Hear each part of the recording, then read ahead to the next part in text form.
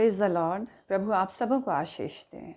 आज मैं एक ऐसे टॉपिक पे बात करने जा रही हूँ जो आज के यंग जनरेशन के लिए सबसे बड़ी समस्या का कारण बना हुआ है। एक बार एक लड़की ने मुझसे कहा कि मैम मैं बहुत परेशान हूँ, मेरी समस्याएं बढ़ती ही जा रही हैं। कभी मेरी माँ बीमार हो जाती है, कभी मेरे घर में झगड़े हो जाते हैं, कभी मेरी पर्सनल प्रॉब्लम्स इतनी ज़्यादा हो जाती हैं कि ऐसा लगता है कि कहीं मैं डिप्रेशन की पेशेंट ना बन जाऊँ। तो इस तरीके से बहुत सारे उदाहरण हैं जो ये बताते हैं कि जो समस्याएं हमारी ज़िंदगी में आती हैं, हम उससे कुछ सीखने के बजाय हम निराश होने लग जाते हैं। तो मैं आज आपको एक ऐसी छोटी सी स्टोरी सुनाऊंगी जिससे आप काफ़ी इनकरेज होंगे। अगर आप जेनेसिस की बुक में पढ़े हैं 37 से लेकर के आगे जितने भी चैप्टर्स हैं, तो उसमें एक कैरेक्टर हमने देखा है जोसेफ के बारे में। जोसेफ एक ऐसा बेटा है जो अपने पिता को अपने भाइयों की सारी जानकारियाँ देता है, जो भी वो करते हैं, जो भी वो गलत काम करते हैं। तो उसके भाई उससे बहुत जलते हैं क्योंकि जोसेफ के अंदर एक गुण है जो स्वप्नों का अर्थ बताता था। तो उससे उनको बहुत चिढ़ होती थी और इस तरीके से उन्होंने देखा कि मेरा पिता तो उसको बहुत प्यार करता है, तो हम क्यों ना इसको मार डालें। तो एक दिन ऐसा आता भी है जब उन्होंने एक जंगल में जब जोसेफ उनको ढूंढने गया वहाँ पर, तो उन्होंने उसको मार डालने का प्लान किया। लेकिन परमेश्वर की योजना कुछ और थी, इसलिए उन्होंने मारने की वजह उसको कुछ व्यापारियों के दल से जो वहाँ से गुज़र रहे थे के हाथ में बेच दिया। और वो जोसेफ जो है अपने देश से कहीं दूर मिस्र देश को पहुँच गया, इजिप्ट में पहुँच गया। और वहाँ पर वो एक पोतीफर नामक व्यक्ति के घर में दास बन के रहा। वो जो कि राजा का प्रधान अंगरक्षकों में था वो पोतीफर। तो पोतीफर ने जोसेफ की सूझबूझ को देखते हुए उसको अपने घर का अधिकारी बना दिया, अपना संपत्ति का अधिकारी बना दिया। लेकिन परेशानी उसको वहाँ भी पीछा नहीं छोड़ी। उसकी पत्नी ने जोसेफ के ऊपर बहुत बड़ा इल्ज़ाम लगा के, झूठा इल्ज़ाम लगा करके पोतीफर के हाथ बंदी बनवा दिया और वो जेल में डाल दिया गया। और जब वो जेल में जाता है तो वहाँ पर दो ऐसे भी बंदी बनाए हुए थे जो राजा की तरफ से थे। वो बड़े उदास थे। जोसेफ ने पूछा कि क्या बात है, तुम बड़े उदास हो।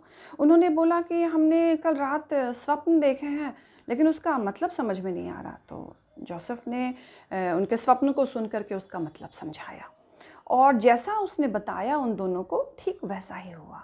उसमें से एक बंदी छूट करके राजा के पास वापस अपनी जगह पर चला गया। और वहाँ पर भी एक दिन राजा जब बहुत उदास था तो उस बंदी ने पूछा कि आप इतने चिंतित क्यों दिख रहे हैं। तो राजा ने बोला कि मैंने कल रात कुछ स्वप्न देखा है जिसका अर्थ मुझे समझ में नहीं आ रहा।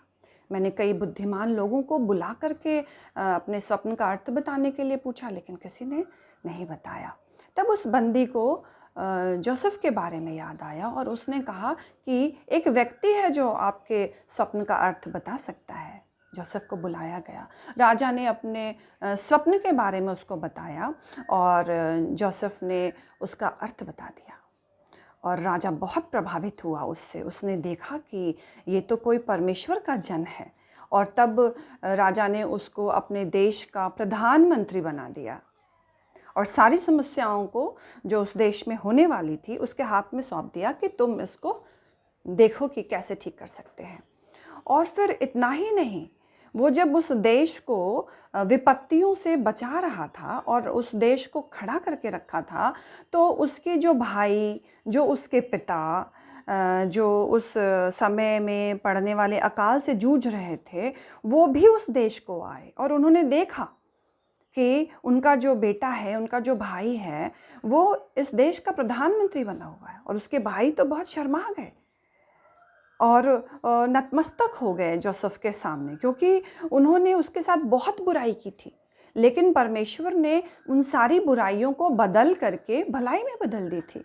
जोसेफ चाहता तो अपनी परेशानियों से निराश हो सकता था, वो टूट सकता था, वो भी डिप्रेशन का पेशेंट हो सकता था, क्योंकि उसने जितनी परेशानियों को फेस किया था वो बर्बाद हो सकता था, लेकिन वो ऐसा नहीं हुआ, बल्कि उन हालात में भी वो दूसरों के काम आया। उसने दूसरों की मदद की। पता है ऐसा क्यों हुआ था?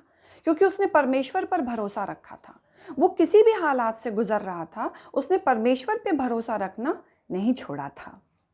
तो परमेश्वर ने उसका रिवॉर्ड दिया उसको। उसको एक परदेश में प्रधानमंत्री बना दिया।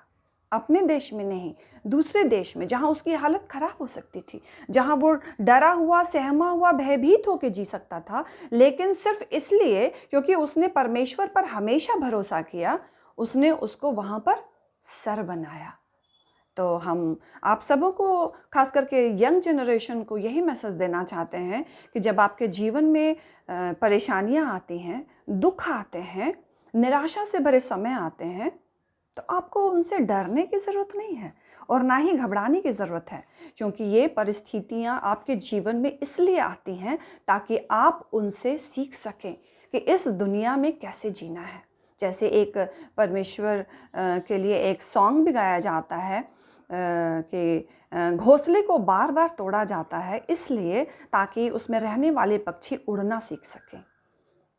तो मैं विश्वास करती हूँ कि इस मैसेज के थ्रू आपने ज़रूर कुछ सीखा होगा और डिप्रेस होने की ज़रूरत नहीं है, बल्कि परमेश्वर पर भरोसा करके इंतज़ार करने की ज़रूरत है अपने समय का, जिस समय में परमेश्वर आपको ऊंचा उठाएंगे।